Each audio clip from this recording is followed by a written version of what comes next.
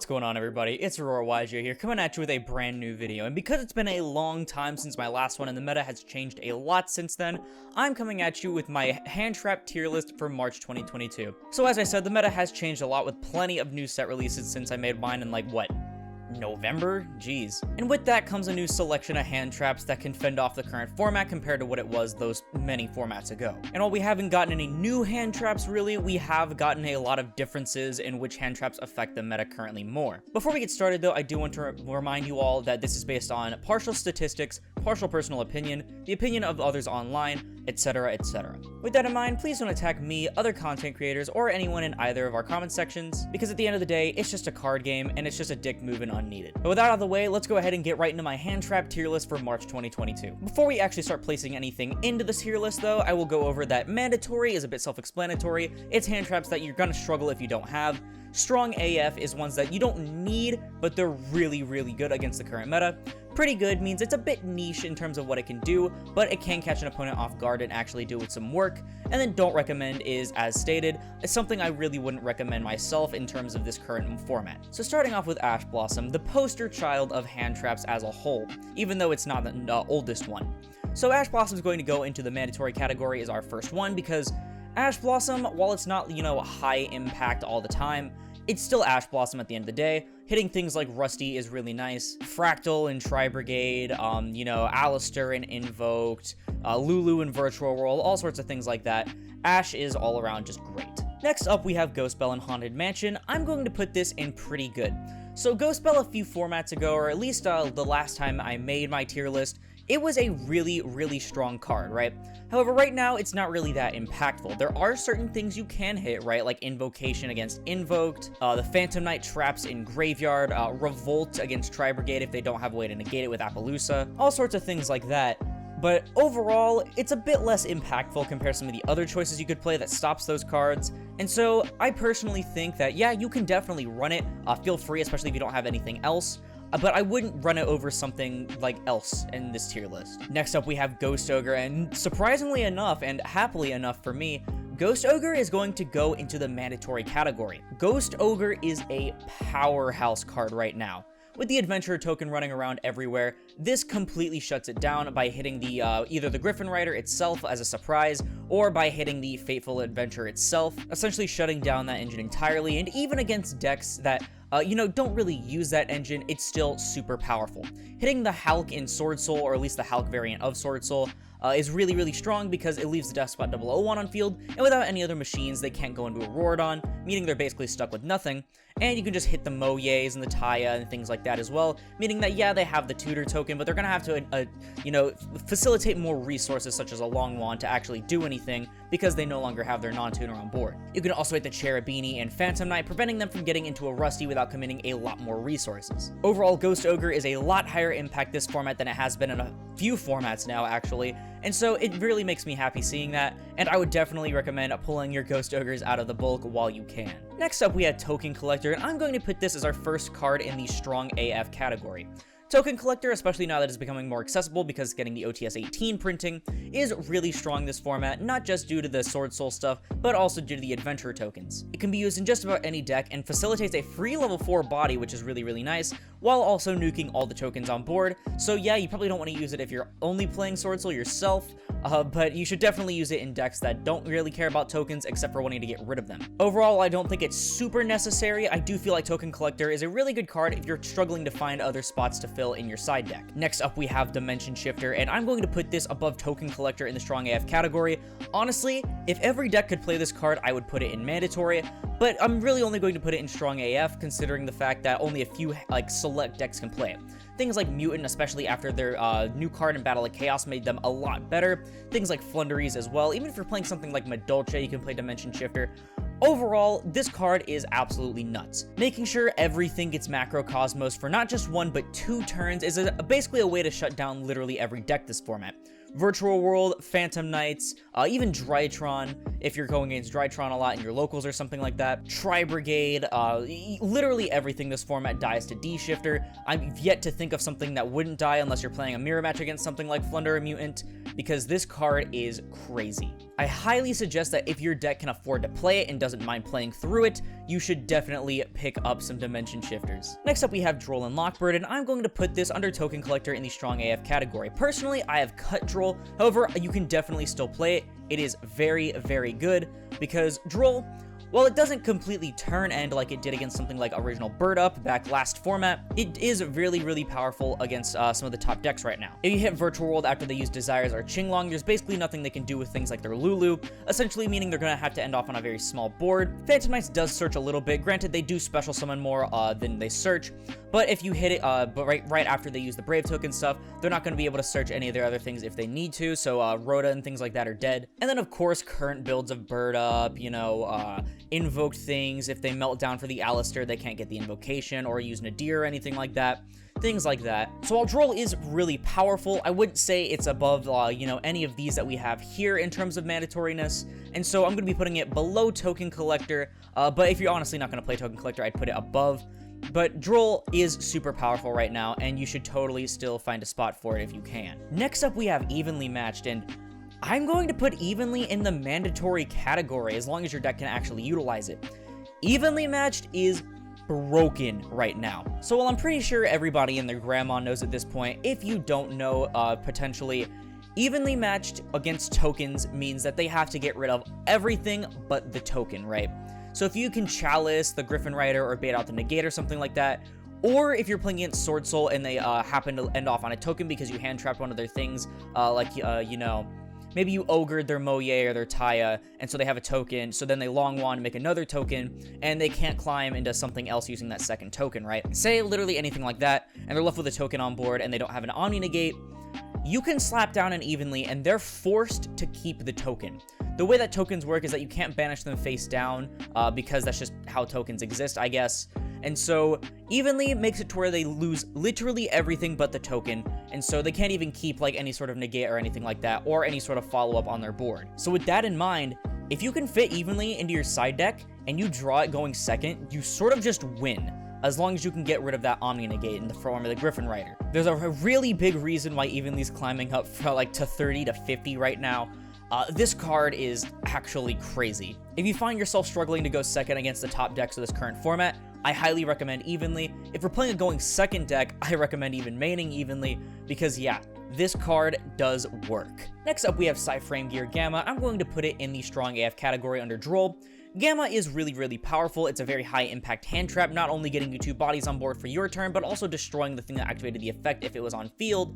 But only a few decks really enjoy playing it because they can afford to either utilize the driver in a different way if they brick with it, or they use something during their turn that would facilitate that being able to use Gamma by getting negated by something like Ash or whatever, but also without getting a body on board. Something like Dinosaur, right, when they use Misk and then they use it in Grave. If they would get Ash there, they can actually Gamma instead, meaning that you can get 2 free bodies on board for something like an Omega or even any sort of Link monster. There's really not too much to say about Gamma personally. I feel like it is very, very strong, being able to destroy things, but also a bit niche, I would say, due to certain decks not really wanting to, you know, draw into the Gamma or the driver because they're dead. Other than that, though, I feel like Gamma is very powerful, and if your deck can play it, I think it's a great pick. Next up is No Material, and I know I hyped it in the last tier list. I thought it was really funny.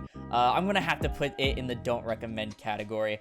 Right now, No Material just isn't very powerful. I mean, I guess you can use it against something like Cherubini to stop going into the Rusty that way, and then they lose their extra monster zone, but that's really about all I can think of, guys. No Material overall, you would have had better luck using any other hand trap, and they still get to keep the body on board for something else, maybe for popping or for using it as cost for some other effect. And so I really don't feel like No Material is going to be worth a slide compared to literally any other hand trap that would essentially lock your opponent by doing the same thing while having further use. I'm sorry, No Material, you're hilarious, but unfortunately, you're just not worth it right now.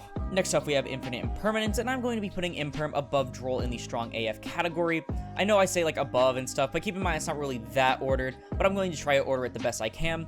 Imperm is overall really great in any sort of deck, especially back row decks that can afford to use it and trigger other things like, you know, Altergeist with Multi-Faker. But Imperm is Imperm at the end of the day, being able to negate the effects of things on not only your turn but your opponent's turn, being a trap card, one that you can activate from hand, and even the column lockdown is really good, especially against things like, you know, Floodgates, like there can be only one, if you really need to get that out of the way, at least temporarily, and it's all around just a great choice to add to just about any sort of deck that needs more negation. Next up, we have Artifact Lancea, and I'm going to be putting this at the very top of the mandatory category. We are once again in a format where I would definitely highly recommend main decking Lancea. Think about it.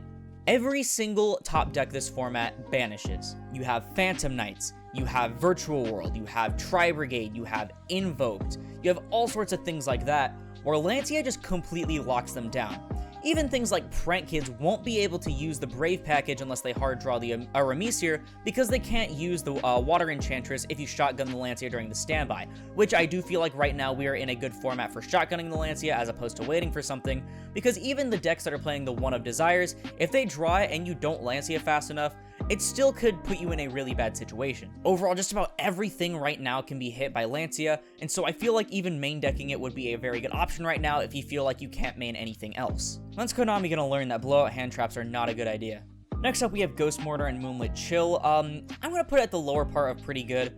So I've voiced my opinion on Ghost Mortar, but like multiple times before, where I feel like it's just worse Effect Veiler, right? Because the thing is, it's like, yeah, it's basically Effect Veiler in terms of what it does, while also providing some soft burn, I guess, but really, it only works when your opponent special summons a monster. So unlike something like Effect Veiler or even Imperm, when your opponent normal summons a powerhouse normal summon, right, like a Stratos card or even a Tour Guide or something, which I mean, yeah, if they use the Brave token stuff, that's not going to matter, but that's not really very relevant now, is it? If they do something like that, you can't Ghost Mortar it, right? You would have rather had Effect Veiler or Imperm, and the burn is really insignificant, considering that life points, as we all know, don't really matter in Yu-Gi-Oh! Until you're down to the last one. Speaking of which, I can totally voice that opinion by plugging my Dinomorphia replays. Deck's awesome. For those reasons, I really don't think that Ghost Mourner is a very good choice over anything like Effect Veiler or Imperm, so yeah, while it does have its niche uses, then I really feel like you could have just used Imperm or Veiler and gotten the same result, even Forbidden Chalice. So yeah, I mean, I guess it is technically an effect negator, so it is pretty good,